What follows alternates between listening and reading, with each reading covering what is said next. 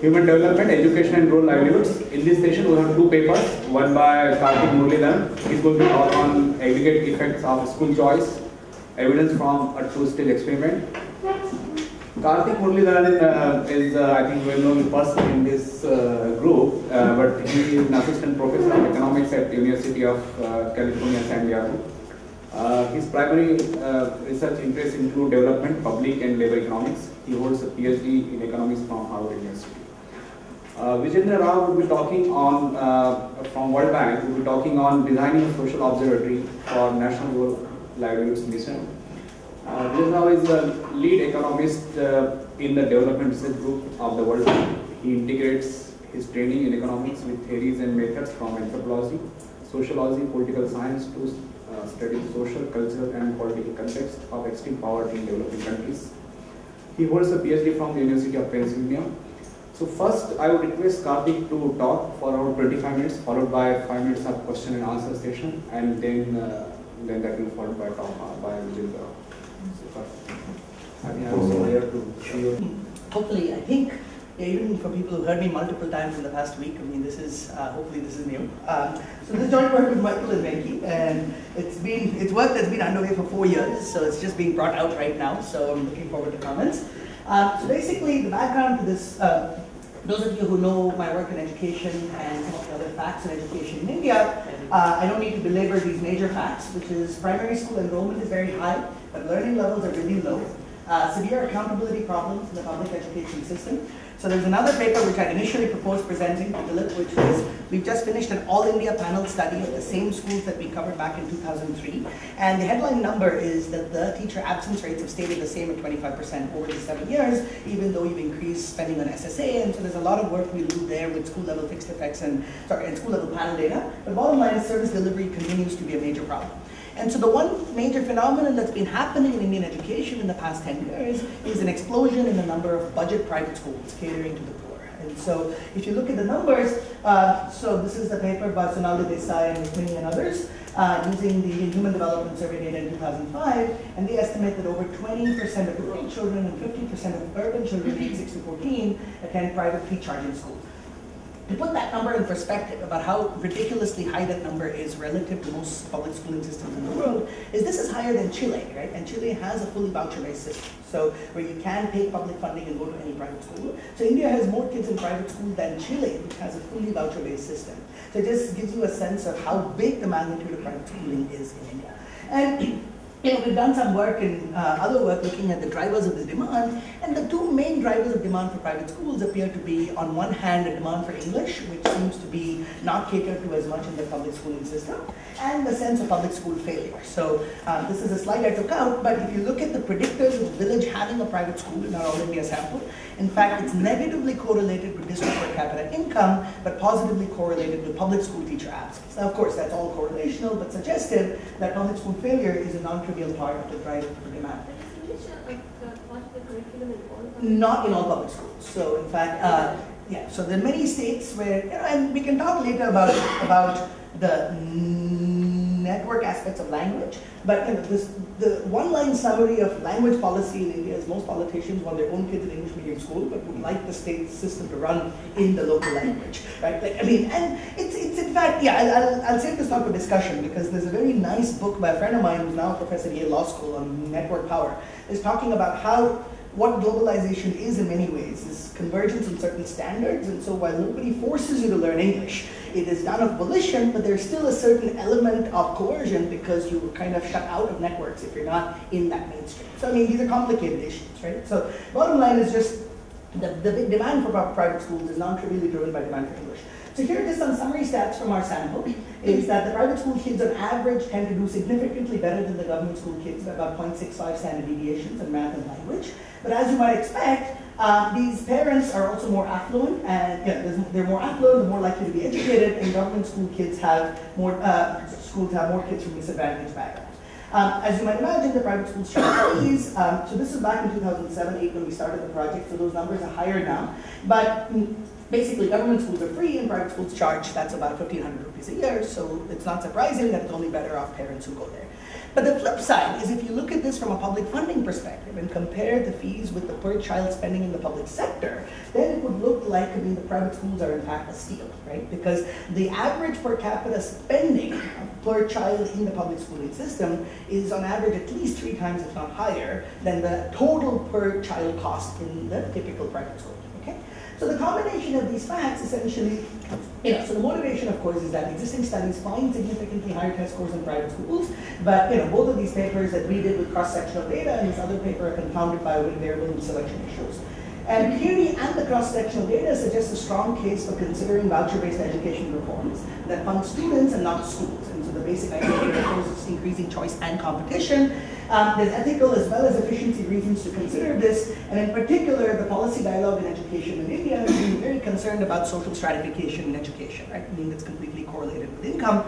And one response to this has been the Right to Education Act that has a provision that says that 25% of seats in private schools should be reserved for children of economically backward segments. But as is pretty common in India, like this policy change was made without the foggiest idea of what the impact of something like this would be. And so we just have no evidence whatsoever on what would be the impact of something like this, right? So what we're doing in this paper is basically presenting results from the first large-scale school choice experiment in India. And the experiment is designed to mimic some of the key provisions of the RTE Act with respect to reservations in private schools. The experiment was conducted across 180 villages in the state of AP. And I think intellectually what's very interesting about this is that now obviously we're pushing the envelope in terms of the evidence in India, but even relative to the global literature, the main contribution we're making is using the fact that communities are pretty close to being closed economies for school choice in for primary school, that we are able to run a market level experiment. Right? So the idea is that this is a 2-stage experiment, and I'll show you the design in just a second, okay, to give you a sense of what's going on. So let's just look at this picture. Okay, so if you look at this picture, this is the typical experimental design for school choice studies. So these are the best studies in the world, right? So Cullen, Jacob, Levy, Econometrica, Angrist, Kramer, AR. So all of these kind of really well-known, considered best of the breed school choice studies basically use a design that's essentially something that has a scholarship or voucher program that kids in public schools can choose to apply for, okay? But not everybody will apply. So you have kids in the public schools who do not apply. This is a group of kids who apply for the scholarship.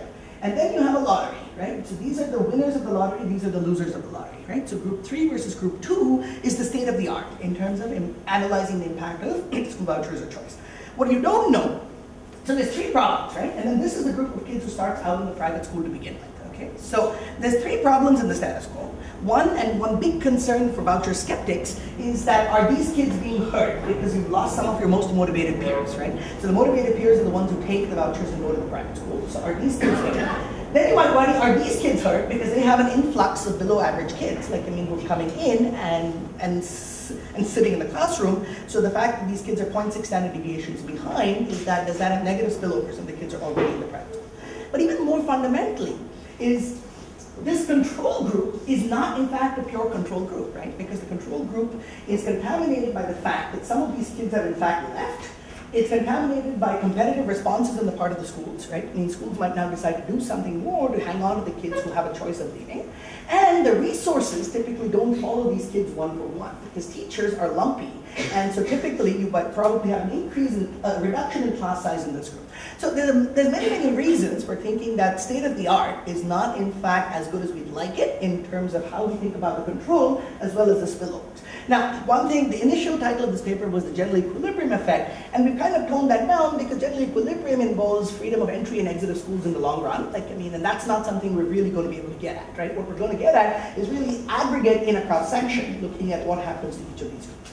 And so the key fact of the design here is, and this is where the 2-stage experiment comes in, is that we first collect baseline test score data on every kid in every school in 180 villages, right?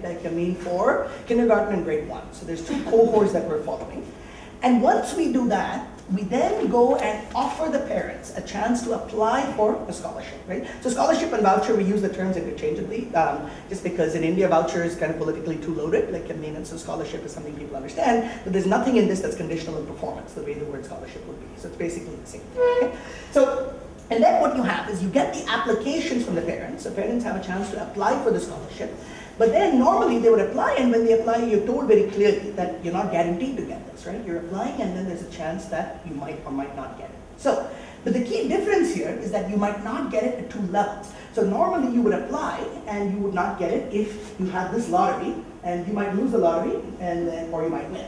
Except now what happens is there's first a village level lottery, right? I mean, whereby half the villages are randomized into being in the scholarship program and the other half are controlled villages. And then, conditional on being a scholarship village, you have a second lottery whereby some of these kids then get the scholarship. So now what this does is it creates a complete counterfactual economy of what this economy would look like without school choice, right? Because notice that these kids applied and these kids applied, right? Like, I mean, and these are the kids who get the scholarship. But now I'm going to compare these guys not with these kids, but these kids with these kids, right? And then when it comes to the spillovers, you can look at what happens to the kids who start out in the private school here and compare them to the kids who started out in the private school here to begin with, but who in fact don't have this influx of scholarship kids, right? I mean, and then you can do exactly the same thing here, which is what happens to kids who don't apply. These are both kids who don't apply, but nothing changes in their lives. But over here, something has changed because the kids have moved on, right? Is that design clear? How do we ensure that there are no spillovers in the treatment? Oh, because the villages are, so even if there is potential spillovers, like the first stage with distance is so high, like, I mean, that it's not going to matter. But in any case, these villages are pretty wide apart, right? Like, I mean, so that's not going to matter, okay? So that's the basic design, and the key features of the scholarship program at the household level are, this is completely voluntary, so you can always go back to the public school. There's no conditions whatsoever, except, you know, and we don't even specify this, I mean, it's kind of implicit. The scholarship covered all school fees, books, and uniforms, but does not cover transport and midday meals. And the household did not see any cash or physical vouchers. The payments are made directly to the schools, okay? On the school side, this is again completely voluntary. So the project is implemented by the Azim Premji Foundation, and so the fees are set at the 90th percentile of the distribution of private school fees, because there is a distribution of private school fees. And the idea was to set this high enough to be above marginal cost for every school, so that it wouldn't, there's no pressure here. And in some sense, this is a pre-specified 5-year contract, right, with a rate of fee increase. All of this is kind of specified into the school contract up front, and then the schools have a choice, right? You don't have to participate. So A, do you want to participate? And B, if you participate, how many places are you willing to offer, right? So, sorry, I'm just being stupid, but these are all private schools. These are all private All schools. schools are private. These are all private schools, right? Like, I mean, so this school level agreement is only with private schools, correct?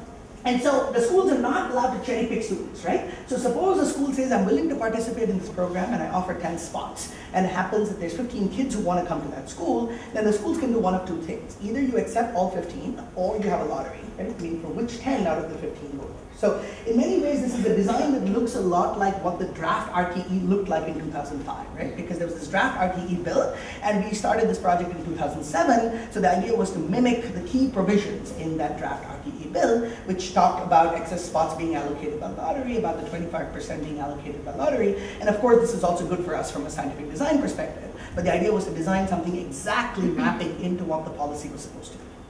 Okay? So the timeline, and I'll just go through this. Sorry. The scholarship is for 5 years? Yes. So that doesn't correspond to any existing program?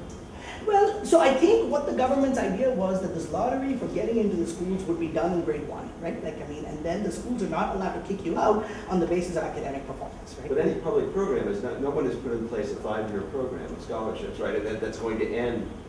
Right, okay, so that's a good question in terms of what do they think about the continuation of this. And the logic of 5 years is that's the length of primary school, right? So primary school is 5 years. So the idea is that the major school transition then happens beyond from 5 to 6. So it's a miracle that we got 5-year funding, like we'll even be able to do this. And so I think, you know, if we would send this with 1 or 2 years, then I'd be a lot more worried because, you know, it's like what happens to me, am I left out to hang and dry after 2 years of this? But you're basically guaranteeing the completion of primary school, right? I mean, which seemed like as good as we could do. So what's the mechanism for the kids with the vouchers to select which school they go to? And if so, what is the matching procedure? So that's a good question. I mean, so basically what happens is, so let me just walk through this timeline and then I'll just come back. Okay? So timeline, like I said, so the project is implemented by the Premji Foundation with support from government, the World Bank, and really we should acknowledge the Legatum Institute, who are the ones who funded this for 5 years. Even the World Bank doesn't have fiscal visibility to allow us to do something like that. So this came from a private foundation. And then we start in Jan-Feb 2008 by identifying these 200 villages across 5 districts with at least 1 private school. And the average village in our sample has about 3 private schools. So these are larger villages, right? So there is some competition. And conducting a census of all schools in the identified villages. Then there's this baseline assessment. Then there's this baseline household socioeconomic survey where you have all baseline covariates. And then you ask the parents, like, would you be interested in applying for a scholarship under the following terms and conditions? And then a parallel proposal goes to the schools to see, like, are the schools willing to participate? And the 200 became 180 because there were a bunch of schools that refused to participate, or there were some places that were just too small. Because the other consideration was to get these GE effects, like, you wanted this place to be at least of a reasonable size. It was a very small village, it didn't make sense. And then there's sample villages randomly allocated to treatment and control, and then within the treatment, a proportion of applicants are offered a scholarship. So then to get to your question, so basically there's about 6,433 applications for the scholarship we have across treatment and control villages, out of whom 1,980 were offered a scholarship, and out of which 1,210 were accepted. So then households that were accepted were advised to choose a school by the end of June. So they had a week or two, and so typically what would happen is foundation staff would facilitate communications with the schools to say that these are scholarship kids, we will be paying, we will be paying the fees, but it was up to the parents to choose which school they wanted to go to. So the parents did, in fact, and then we have a lot of process data of how they chose schools and how many schools they visited and all of that stuff. But that's, that's more part of a set of descriptive summary statistics. But mostly they visit. I think on average, the average school village has about 3 schools. I think they report visiting about 2 schools, but mostly they pick the nearest private school, right? So distance ends up being a big factor in what they choose. You didn't think of some report card which went. So what we had initially thought about was that, because remember, we don't even have detailed outcome data on these schools, right? So we had considered at some point over these 5 years adding and embellishing that information. But right now, that was not, see, if you were in an urban area, we might have thought of that. In the villages, we just didn't have bandwidth to also do that, right? So did you target children who were just starting school? So what age of time? Yeah, so the 2 cohorts are basically moving from Anganwadi to grade 1 and from grade 1 to grade 2. So we wanted to start young because we did some pilots earlier, and by the time they were older, the gaps are already so large that the private school would only accept them at a much lower grade. So those were the 2 cohorts. Now the households chose, but then obviously there would be class size limits and school limits. So what happened if a particular school was oversubscribed? Right, so that's what was here, right? So the schools were asked if they wanted to participate in the program, and if so, how many seats they would offer to scholarship students, right? And so what we see on average is that the supply elasticity of teachers, for example, for private schools is very elastic, right? So they don't seem to have a problem kind of just hiring an extra teacher, but in many cases, the school might be receiving 5 kids or 6 kids, because if you've got 25 kids in your class or 30 kids, you're getting about 15 to 20% increase in the kids who come in. So on average, we've looked at this across all the private schools. There does not seem to be a difference in the pupil-teacher ratio, but that is something we could go granular at the school level, looking at heterogeneity to see what happened to these schools. Because if there are a number of schools where there is additional hiring going on, then that's a different story. Well, it's not, right? It is part of whatever. See, in some sense, we're taking a pretty agnostic view on mechanisms. And saying this looks like what the RTE would do, right? And let's mimic this at a system level, and then let the schools do whatever they would do, subject to these basic conditions of no cherry picking of kids and no kind of kicking out kids, because they're not doing well, right? So those were the 2 main regulatory conditions that we enforced, but we're not micromanaging what the schools do in any way, right? So Karthik, the schools are there already, right? Yes. And then any kid of about 10 to primary school can qualify for the... Yeah, so the only... could be a rich parent apply. No, right. So the only condition for so for grade 1, it's not a problem because we use being enrolled in the government school as a sufficient statistic of being economically backward, because you would have already started out in the private school. And the reason this works for the pre-K is because most private schools, in fact, have 2 years of kindergarten. They have LKG and UKG where the kids start. And so for that cohort, the eligibility is coming from being in the government Anganwadis, and then we have the age. So I should go, I've probably got 10 minutes left. So so this is fine. So the validity of the design, in some sense, the randomization is not a problem, right? So we've got perfect balance on all the baseline stuff. The real problem is attrition, right? So doing stuff at the beginning is easy. So what we do is we try to track every kid who applied for a scholarship. So in group 2 and group 3, we're chasing everybody. But group 1 and group 4, we got a representative sample, because there's just too many of those kids to go after, okay? So in group 1, there's about 33% attrition and 39% in group 4, and there's no differential attrition. So I'm not worried about this, right? Because kids just move all the time, right? This is over 2.5 years. There's migrant labor populations, there's migrant communities. So these are the kids who start out at the private school or who don't apply, but there's no differential attrition, right? So that's not a problem. Where there is a slight problem is in my treatment group, there's about 10% attrition, and these are kids who just don't show up on the day of the testing, right? But there's about 15% in the 2 control groups. And in fact, when we did the assessment at the end of 2 years, we had differential attrition of about 20%. And so that was such a disaster that we then went back with this massive 3-month manhunt, right? Like, I mean, where, I don't know if you guys have seen this Chinese movie called Iga Topunang Shao, like, you know, which basically means not one less, right? So it's the story about this village teacher who loses a kid in the school and how frantically the whole school goes searching for this one girl. So that's kind of what our field staff did, right? Like, you know, we went on this massive manhunt looking for every one of these kids, and we tracked down about 90% of them, okay? And sometimes they just move, right? I mean, they move outside the district, and what are you going to do, okay? So we do have, this difference is slightly significant, but there's no difference in observables, right? Like, I mean, among who we're losing. And if you run a model trying to predict attrition, that same model will predict attrition equally well in both the treatment and the control group. So you can't predict that. So in some sense, if putting all the observables in, so that's a bit like Alfonsi-Tabor, there's no selection of observables whatsoever, so it does seem reasonable to think that there's no selection on observables, but then we'll do both inverse probability reweighting and also the bounds. Okay?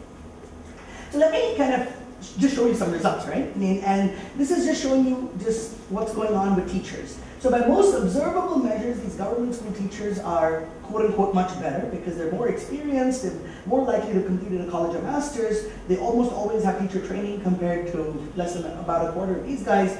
But the private school teachers are more likely to come from the same village, but here's the big kicker, right? These government school teachers are paid about 6.5 times more on average than these private school teachers. So one of the nice things about what we've done here, I think, is collected an enormous amount of process data, right? So this is not just a reduced form of saying, here's a treatment, here's a test score. We're collecting detailed time use diaries from teachers, from kids, from parents, just to see everything about what might be changing here. Okay, so if you look at teacher time use data, what you see is on average, a private school teacher works about half an hour extra per day. This is about half an hour extra of class time and about 15 minutes more of correcting homework. So that's 45 minutes broadly of active and passive instruction. They do less administrative work, and the government school teachers spend about 15 minutes more per day administering the midday meal programs, right? So I mean, all of this is consistent with what one would expect in the way these schools are running, but it's about half an hour extra time per day.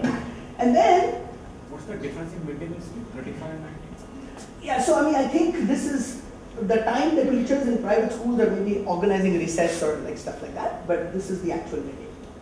But what about the number of days they're showing up? Right. Yeah, so that's the next one, right? So I'm going to show you that. Okay, so then this is looking at activity at the classroom level, and this is looking at that teacher. So many questions. Okay, I'm going to beg for another question. I'm going to beg for questions. Yeah, that's true. So then I have that. Okay, so.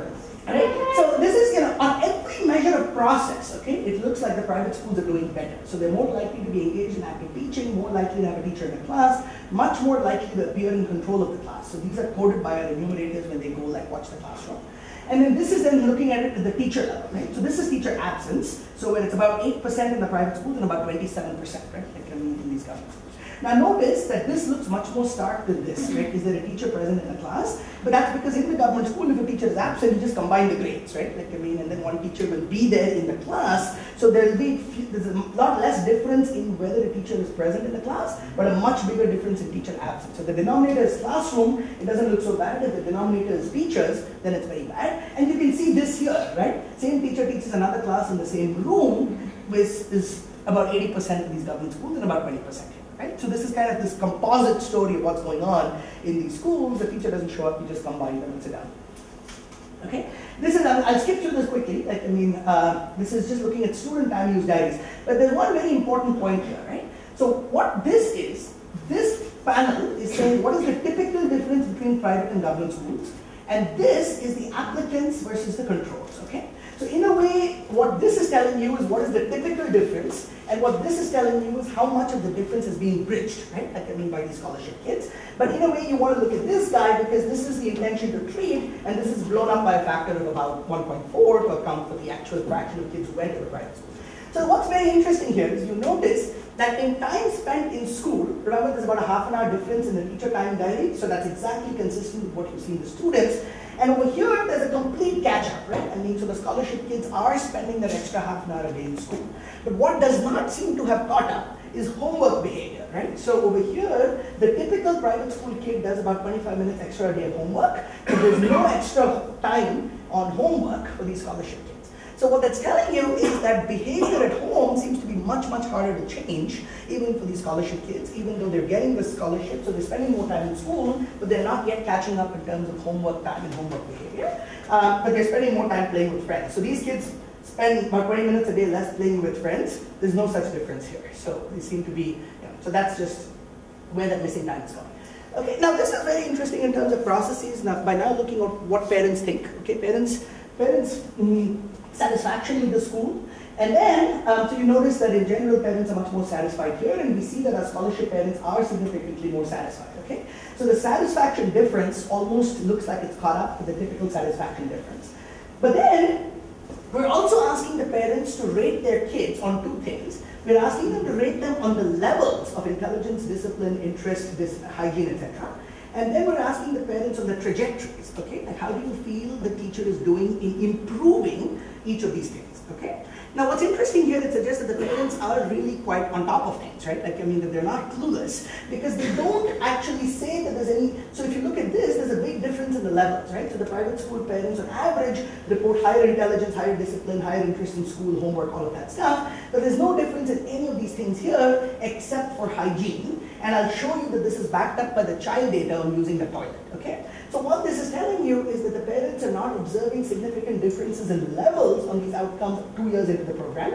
But then if you ask them, how effective do you think your school is in improving these dimensions, right? Like, I mean, the parents are noticing a positive trajectory on each of these things, okay? So, and all of this is consistent with what we're seeing.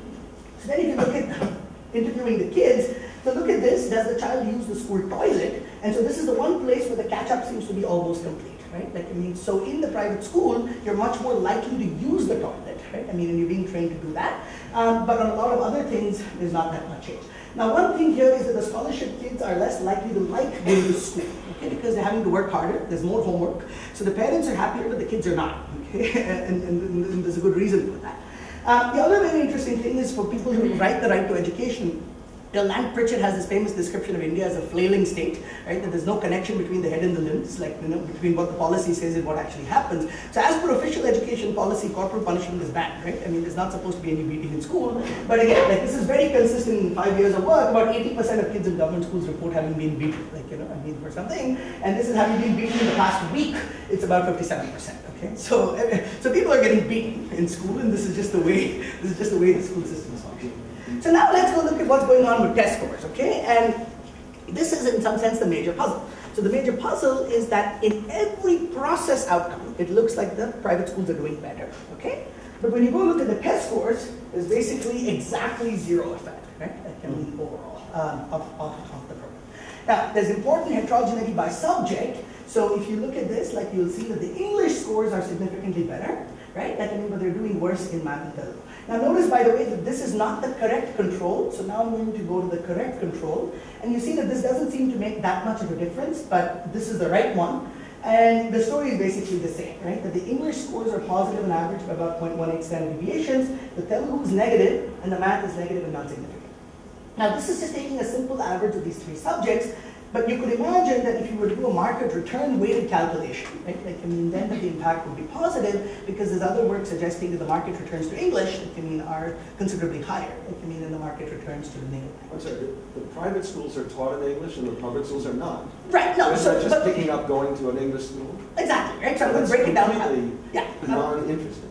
Right. So, it's completely uninteresting in terms of saying something more about the mechanics, but in terms of the policy question about private versus public schools, this is reflecting the distribution of English and Telugu medium schools that we see out there. And so this is, again, that reduced form. Okay, so I'm going to break this down by language. I'm going to take questions at the break. No, I think, yeah. We're okay? Yeah. Yeah, he's saying done. Okay, so sorry. Okay, so I'm going to take my last 3 minutes. Private schools are not in English medium. No, exactly. I'm going over. Yeah, exactly. So this is is just completely reduced form. Okay, now I'm going to break this down. I'm going to break this down by medium of instruction. Now, this is also problematic because this is a choice variable, right? The kids are choosing where to go. So let me kind of skip through. But if you look at this, basically, you'll see that the big story is if you go to English medium schools, you're doing dramatically better in English, okay? About 0.5 standard deviations, not surprising. Not, but, sorry. That's not news. That's not news, but you're doing significantly worse, right? But you're doing significantly worse in Telugu and math, okay? And that is perhaps important to know that for the language of instruction debate, like I mean that when you're moving away from native language of instruction, Session can be extended, but extended. Okay. So 2 minutes, please. All right. Okay. But now, Mark. So that was to the non-English, right? So now I can break this down by village type, right? Villages that have only English medium private schools versus treatment and control, right? So about that, I can do this at the village level. But the basic story seems to be the same. That villages that have English medium private schools, there's this big positive effect. But in some sense, the Telugu story is even more interesting, right? Because the process data applies just as much to the Telugu private schools. So now there's no language shift in terms of going from a government Telugu school to a private Telugu school. And you see that the process variables, we've broken that down by language, there's no difference, but there's no real difference here, okay? So that's kind of the headline result. And okay, I'm not even going to have time to talk about spillovers. There's some suggestive evidence of negative spillovers for the kids in the private schools, but that's why I need a 90-minute seminar rather than give you that. But let me, so let me end with 2 things, okay? Now, when you look at this aggregate impact, right, at the village level across all these groups, and then look at the weighted average impact of the overall program, remember that you put in money into these treatment villages, right? There's an injection of money because of the scholarships. And so this aggregate effect is about 0.05 standard deviations and not significant.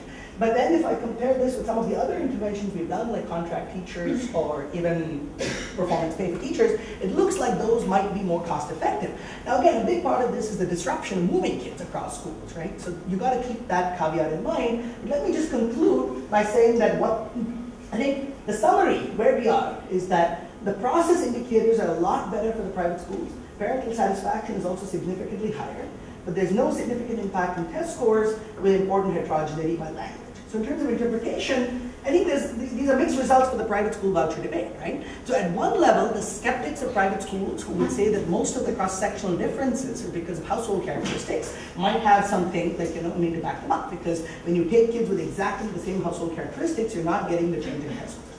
But one important question is what level of learning are the private schools optimized for? So if you look at all the work we're seeing on tracking and other things right now, plus my other work in learning trajectories, basically if what's going on in the private school is that the instruction is targeted to the median kid in the private school who's 0.6 standard deviations above the scholarship kid, it might well be that the instruction in the classroom is not targeted to where these kids are, which might be kind of why you get better results in, say, charter schools, where all the kids come from this background, as opposed to moving some kids from a weak background into another background. So that's one thing.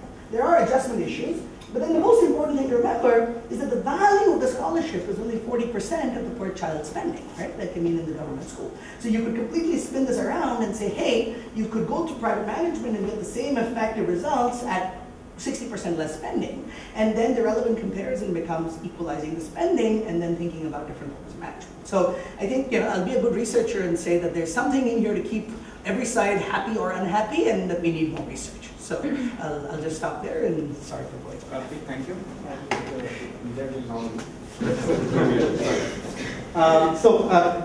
This presentation is a little odd. I'm neither reporting research nor this is IGC funded. So, but bear with me. I think it's still something interesting. Let's first start with this project. What is this program? This is the National Rural Livelihoods Mission. It is a poverty reduction project, that's how it's defined, but what it's basically doing is that it's forming self-help groups of women and integrating every government program that's funded self-help groups around the country into under one umbrella. And what it does is that it gets 10 to 15 women together in groups, then federates the chairwomen of these groups into a village organization that forms the district organizations, kind of a federated structure where they sort of control each other in a hierarchical setup. Once those self-help groups has been what quote unquote saturated, that means you've done as many self-help groups as you can in every village, they start rolling out these sub-interventions, bank linkages, nutrition and health, disability, food security, education scholarships, handicrafts, all kinds of stuff. The idea is that you sort of form a base where you have these women's groups all integrated within each village, and then that forms a forum by which you can start rolling out all kinds of sub-interventions. The project is executed by the National Rural Livelihoods Mission, which is based in the Samrat Hotel on the 6th floor, if you're interested. A society under the Ministry of Rural Development, Government of India. 1 billion is from the World Bank, 4 billion from the Government of India. It's a $5 billion project. 12 states are the focus of this project. It's supposed to target 270 million women. So it's a hugely humongous project. Okay? Now, what are the key challenges of running a project of this kind? Now, Ghazala Mansouri and I have finished this very long book that Dilip Mukherjee had the unfortunately tedious task of reading every word of recently, because it's very long. But what we've done is that we've tried to sort of read the entire literature on participatory development, community development, and or decentralization, put it within a theoretical framework, and then sort of summarize the evidence from it and look at what that evidence tells us. And what it tells us is that these projects these sorts of interventions are enormously complex. They're complex interventions, enormous amount of local heterogeneity, enormous amount of heterogeneity in interventions. In order for them to succeed, what you need more than anything else is a strong culture of learning by doing. You can never get this right the first time. Designs can never be right the first time, maybe in some cases. They constantly need to innovate. They constantly need to update as they go along. Otherwise, they don't work very well. So you need tracking, experimentation, evaluation. You need to understand process, have feedback loops, all this kind of stuff that no project ever does, right? So what we thought we would do, since we've given $1 billion to this project, is try to institute what we're calling a social observatory within this intervention, within this $5 billion intervention, that will basically, whose job it is to do this, and is to speak within the project as do learning by doing. So that's what I want to describe. It's a design. This is so. What I'm going to present here is our vision, if you wish. The reality is going to be, I hope, close to the vision, but one doesn't know. But we're starting out on this right now. And the reason I'm doing this is for two reasons. I thought I would present it here. One is to basically tell you this is a laboratory that's coming up. There are going to be 12 states, minimum 25 states, for the entire mission. Enormous amount of good research that can be done there. There's already a lot of research going on, as I'll talk about. And students can not only find jobs as interns and so on in all of these projects, there are also potential dissertations to be had. So an IGC can fund you to do this research. So it's an invitation. All right. So what is the social observatory? I should say it's close collaboration with the project implementators. Mr. Vijay Kumar is the joint secretary in charge of the NRLM, and Parmesh Shah, who's the World Bank leader of the project. Okay. Whole bunch of researchers already working on this. You can see their names there. And we're doing different things, and I'm happy to talk about that if people are interested. So the first thing that we're doing with this, and this is as much a function of the interest of the project as much as ours. In the words of the project director, he wanted a panel survey that was comparable to the NSS. So that's what he wants, right? So we're trying to turn that idea into something that allows us to evaluate the project at the state level. Now remember, each project is going to be different at the state level. India is a federated system. Each project is going to adjust the basic elements of this project with state structure. For instance, Tamil Nadu is doing much more linkages with panchayats. If you take Bihar, it's a much more sort of self-help group, parallel to panchayats kind of system, and there are all kinds of stuff going on. Now this national evaluation is going to sort of look at a whole bunch of outcomes that you can see here, basic economic outcomes, whether debt reduction, asset portfolios, consumption, income generating activities, but we're also going to be looking at non-income dimensions of well-being, dignity, voice, mobility, say in household decision making, subjective well-being, and issues of public engagement, participation in political processes, and collective action. The sample size is going to be representative at the state level with 3-round panels over 5 years, and all this data is going to be publicly available on the internet. That's a policy we're starting out with, so the idea is that anybody can look at this at any time. So we're going to have household questionnaires and community questionnaires. Now, the problem with this is how do you identify the impact of the project at the national level? You can't do it at the national level. You're going to have a state-specific design for this. Now, some states are very clear about using poverty cutoffs, which blocks are allowed access to the project, which blocks are not. When those poverty cutoffs are transparent and clear, we can use a discontinuity design.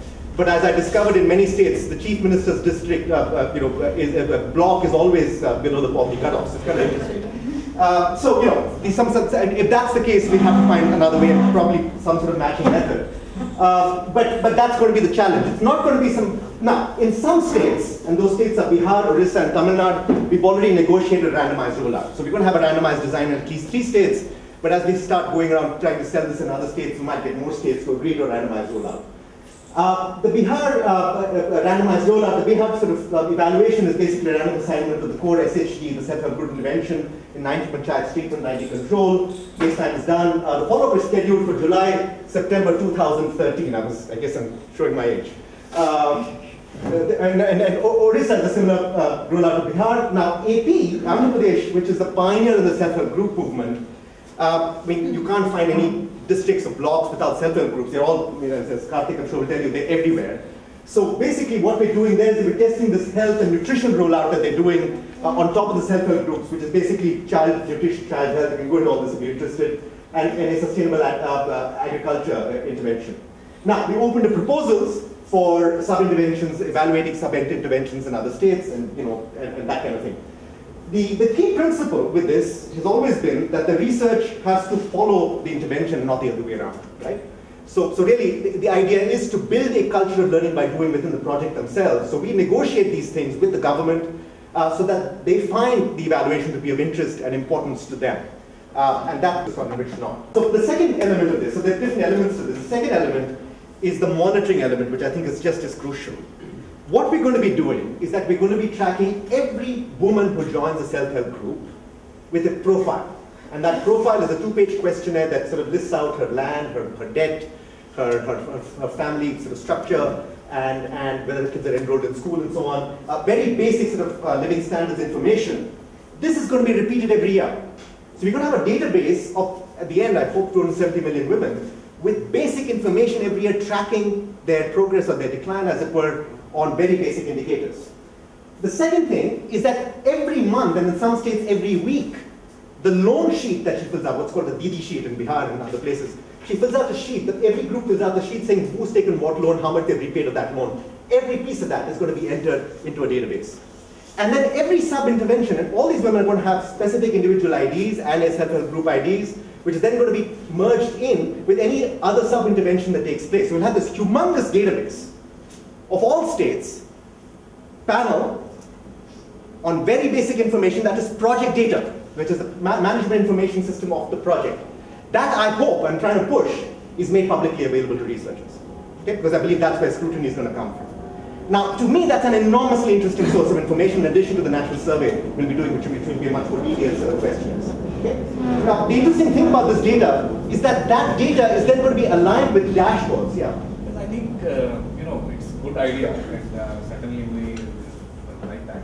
But when you put 270 million records on the website, out of 500 or say 600 million women in India, I think identification of the individual will be very easy. So what about privacy and all those concerns? So these are important concerns. So, these are important concerns, and we have to sort of take out that privacy to make sure that we attain that confidentiality.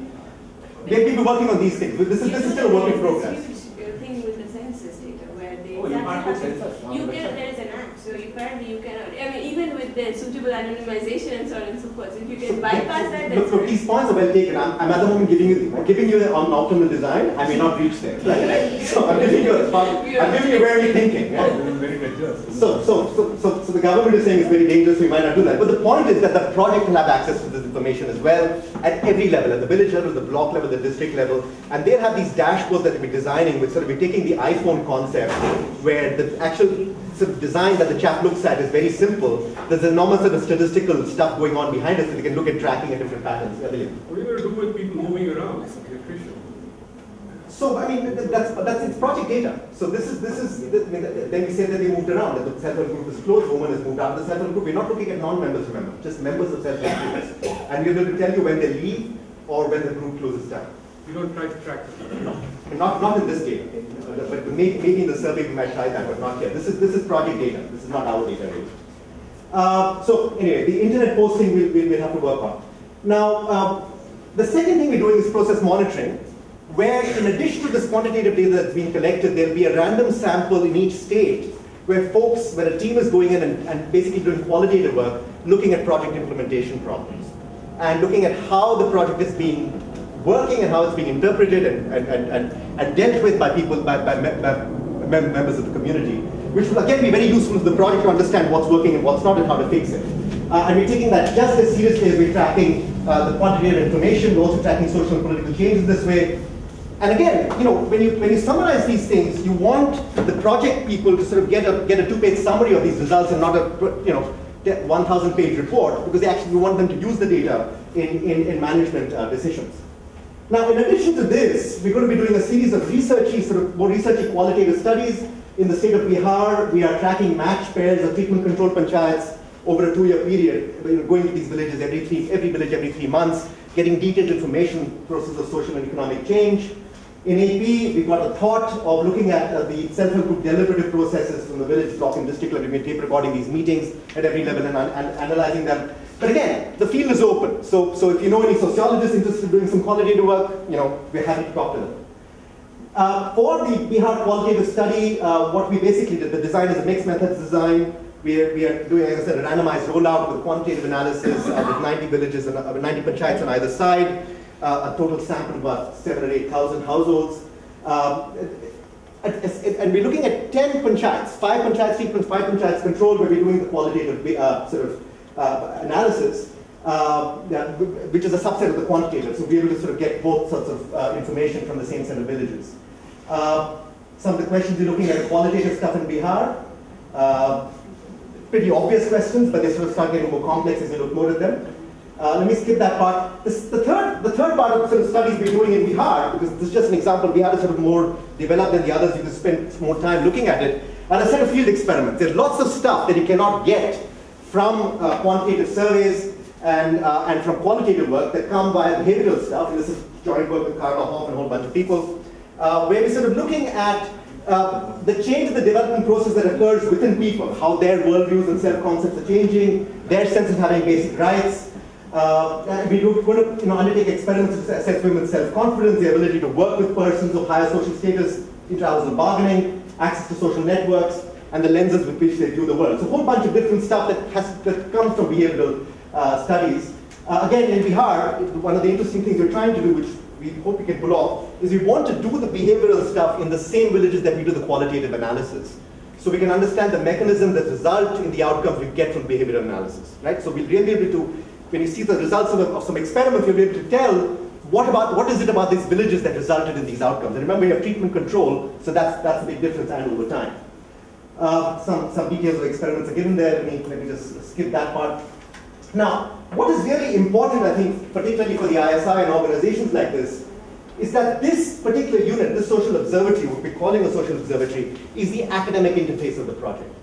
It is where academics will come, Indian, international, whoever, and they play the role of matchmaker. Okay, you're interested in these kinds of. Karthik just came to us and said, wanted to study cash versus kind food security programs. So we're trying to match them up with the Biharis who want to do this, who are interested in doing this kind of thing. That's kind of our job, is to make researchers with project interest in the different states. So this will be the academic interface. It's guided by an advisory committee that we're trying to still get put together. There's a fund available. There's going to be a fund for researchers, and this is particularly for Indian researchers. Yeah? I mean, not IGC level funding, but certainly appropriate for, and you want to take a year sabbatical and study this, from the ISI or from some other Indian institute, they'll be able to fund that. You want to collect some data, and so long as there'll be a research company looking at this and decide whether that makes sense or not. The idea is to really start doing this in a way so that it becomes sort of normal for researchers to be involved in projects. We believe that will bring an enormous amount of external scrutiny to the project itself. It's not going to be something that goes on, like so many other projects in India, in isolation from scrutiny. And this is not just academic scrutiny. We believe academic scrutiny will bring in civil society scrutiny as well. So the idea is to build on the Progressor model and say the KDP model in Indonesia to change the nature by which projects are done. Right. So just to sort of conclude, I mean, this is really a flagship project. It's after the NREGA, it's the second biggest rural poverty project in India. The idea is to change it into a data-driven project, to change the culture of learning by doing within Indian projects generally, but do that do it in a way that's not so about doing an impact evaluation, the randomized trial, but bring with it an enormous amount of process information, enormous amount of monitoring information, and an enormous amount of information about qualitative change. With experimentation, with constant experimentation, learning from failure. As I said, we're open to ideas and potential collaborations. And collaboration doesn't mean I want my name and everything. The collaboration means that we will be matching you to appropriate research projects. We're looking for young people. And I don't know how many folks qualify here as young people. I see many who might qualify, who are actually looking for one-year internships, 2-year internships. No, young meaning you don't have a PhD yet. That's what I mean. So if you're looking for a year off and you want a job, okay, I got jobs for you, right? That's the point I want to make. And at different levels, you can work and you can be embedded within a state. The states need a good economist to work there. You can be in the national level program. So let me just stop there. And, thank you.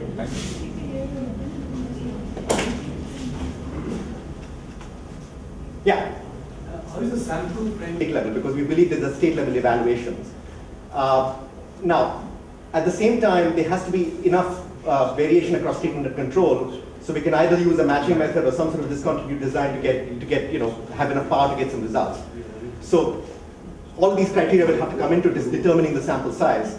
There's budget, so that's not the issue. The problem is going to be implementation, finding a survey firm that can actually pull this off, and that's a big concern that we have.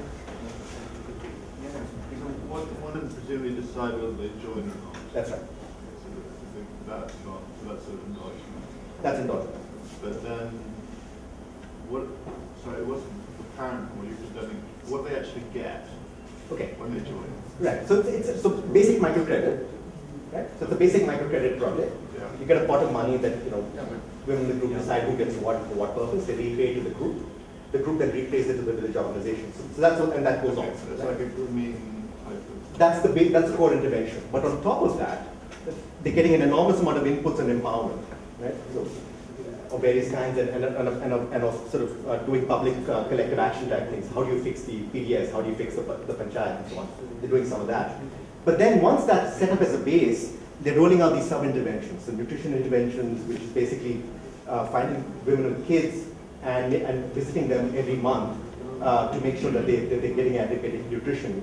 So that's one of the interventions. The food security intervention. The women decide who in the group is poor enough to sort of be eligible for food security. Then they get sort of some rice and dal. It sounds an awful lot like BRAC. But so who is this organization shelling out the credit and doing all this? The National Rural Livelihoods Mission. So it's a state. It's a Government of India approved project that is then working with state governments to implement it. So that's what's common across. That's what's common across the entire country. Yeah. What is the provision of traffic women who migrate especially after marriage, and most of the women in many villages, they either migrate to other villages or bigger towns or cities? How would you track? Right. So there are two levels of tracking we have to worry about. In the monitoring data, we don't track them at all, right? Because that's part of project data. We're just interested in who is actually in a group in a particular village. If they leave, they just count it as leaving, and so that's identified, right? Now that is a problem in our survey, which is the evaluation that we're doing. In Bihar, what we're trying to do is we're trying very hard to sort of find where these women go and what happens to them, or at least get information from others in the village of where they are. We've not done the second round survey yet, so we don't know how much of a problem we have with attrition of that kind. But that's what we hope to worry about, and we hope to follow similar strategies in every state. It's going to be a challenge. Yeah. So you being allowed to collect detailed caste information, or just the 0-1 number? Well. In Bihar and in Orissa and Rajasthan now we're collecting detailed caste information. There's also an intervention in Bihar called the Mahadalit intervention, which is for sort of the poorer Dalits. And there we're trying very hard to collect detailed caste information, so look at sort of allocation within the Dalit groups. So we're trying to do that as well. Yes. First of all, I want to congratulate you on setting this up in the first place. We need your help, Santosh. I should tell you that I was actually directly involved in bringing about an RLM and taking the Andhra program to scale for the whole country, so I'm absolutely delighted that you're putting this in place. One of the issues that arose from the research that was done in assumption loans towards productive loans. You know that one of the outcomes of the rapid expansion of the microfinance system in Andhra was that the government of Andhra actually cracked down on the microfinance institutions in Andhra. And the big difference, I guess, between Velugu on the one hand, of which an RLM is the national version, and the microfinance institutions is that they tended to enable the poor to come out of sort of consumption loans towards. So I hope that's one key analytical question or research question that you will focus on in your research program. Yeah, so both in the data set, the MIS data set, there's detailed loan information. That's already there actually in AP and in Bihar. So somebody wants to look at it, you can look at it right now and look at how that changes. In AP, you can track how that changes with time. Certainly in Bihar, we're going to be trying to be very careful to see that we can do that as well. We're going to be doing that hopefully in the whole country. So in the management system, there is that database. Now in the survey that we're doing, the work that we're doing in Bihar, we're trying very hard to get village level information, different sources of credit, including money lender credit, but also sort of commercial credit, microfinance credit, and all this kind of stuff, and look at competing sources. Let's look at the credit markets in some detail. So we're looking at that in some detail. But it is an open question. I mean, this AP issue is an open question, and my hope is that we did get a proposal from an organization that will not name that had a very unsatisfactory proposal to look at this. But if somebody, this is a fascinating question that some serious economist wants to look at it, and we are happy to facilitate matching the project with that researcher. So, yeah. So it seems like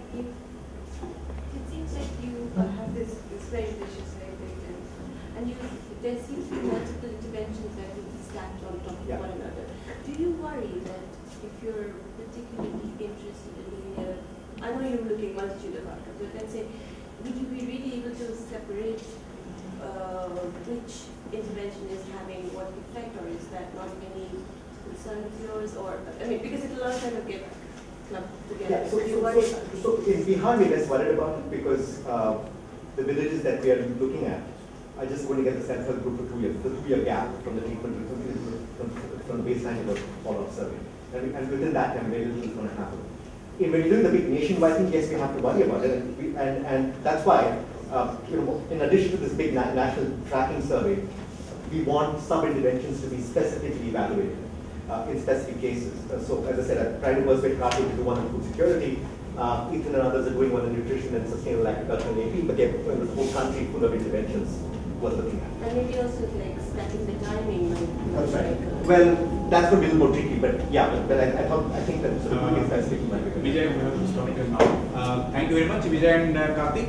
And sorry we got you 5 minutes for a question, but